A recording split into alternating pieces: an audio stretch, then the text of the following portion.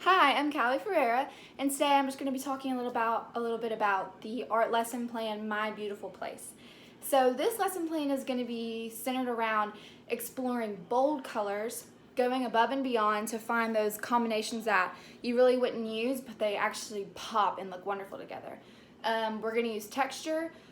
We're trying to explore landscapes, and the shape of the landforms, how they interact with one another, and also texture, shading, and tint. So for the goals and understandings, we really want students to gain their confidence in their color combinations and schemes and everything. Um, our goal is to have a representation of a landscape that's clear. So we know that's a landscape. They're trying to show a hill there, maybe a stream there, things of that nature. This is geared at fourth graders. Our time period for the lesson is going to be about 2 weeks, so probably like 4 class periods, maybe more, maybe less, depending on your students' abilities. Our art media focus is going to be oil pastels, and then watercolors can actually be added at the end to just enhance and give a little bit more of a personal touch, if you will. Alrighty, we also want our students to be aware of a focal point in their picture that our eye really gets drawn to. And that's really important, that we want that focal point to stay important throughout the whole project. We don't want it to, initially they want the pineapple to be important, but in the end it just kind of gets blurred away with all other colors. We want that focal point to be, oh, I know exactly what that's for. Our art history lesson will be focused around Wolf Kahn. He was the German-American artist that was born in 1927. He did a lot of landscape works with these bold colors that I've been talking so much about and the different combinations. He had a lot of textures and just little dashes of color and pop everywhere that we really want to instill in our students and let them know that it's okay to be a little crazy with your colors and everything. So this landscape can be somewhere the students have been, that they can see in their mind grandma's beautiful backyard, the view from when they went to the beach this summer off the top of the balcony, or it could just be somewhere that they want to go, somewhere that would be cool to go play with their dog or explore, but we really want them to be able to describe what it's like. Is it cold there? Is it fall there? Is it winter? How does it make you feel when you look at this picture? Are your colors cool and it makes you kind of sad? Or are they really bright and pretty, so it's like summertime? As for community service goes, these pictures will be displayed all over school, and they'll be able to be taken home. They can enter them into art shows if they like. They're really great conversational pieces, especially for their elders, that these kids can share with their grandparents and things of that nature. So our vocabulary, like I said, is going to be texture, shade, tint, landscape, and a focal or center point. Our materials, oil pastels, watercolors, if you choose to go that route.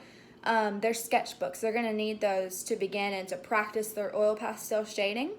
And then our paper that we want to go for is going to be 18 by 24 inches. So it's rather large for the final one. To start off the lesson, we just want to go ahead and show some of that Kahn art because it's so beautiful and just so enticing. One of the really important ones you want to show is the gray cloud magenta water. And I'll add that picture eventually. I don't have one printed out. But it's just very bright. And I know a lot of my students have just like, because it's just so vivid and colorful. And that's really what we want. We really want them to go bold with this. So like I said, it's going to take about 4 days, hopefully, if you are able to pace your students. And then towards the end, we just really want them to be able to write down something that they learned. As well as something that was difficult for them, because we always want the students to be reflecting on their own criticisms, be their own critic. And then as well as something they enjoyed, so you have something to go off for the next year. Things like, how did it make you feel? Where was your landscape located? Why was it important to you? Do the textures mean anything specific to you? Does that bumpy looking grass kind of invoke a feeling? For our gifted students, we can actually make this entire project using one color, say just green, and then so we'll be adding a lot of black or white to get those hues and different variations. And then for our special learners, we can scale down to a smaller paper size, or you really want to encourage a lot of group work for the students that may be farther ahead, to be able to help them, to guide them and show them the way. So then essentially my grading scale will be in quarters. So a quarter based on the inclusion of shading or tint, a quarter based on textures if they use that, a quarter of the bold and uniqueness of color choices as well as completion. And then that last quarter will be just on their exit slip and how they interacted with classmates or just in the classroom, and their cleanliness of the work area, because we really want to be encouraging clean and organized areas. So that's all I've got.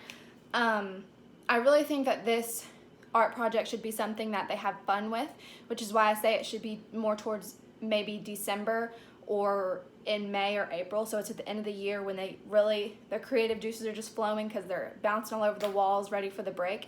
So here's an example I have from quite a while ago, and you can see the shading we have in here.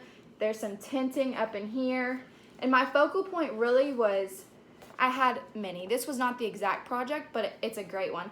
So the focal point could either be all of these black trees that I chose to go with, or we even have this sunshine that you kind of are just drawn to. So that's really the basis we want to go off of, and I'm going to include some pictures and examples of WolfCon as well as some oil paintings because we do want to go over the history of that as well. Thanks.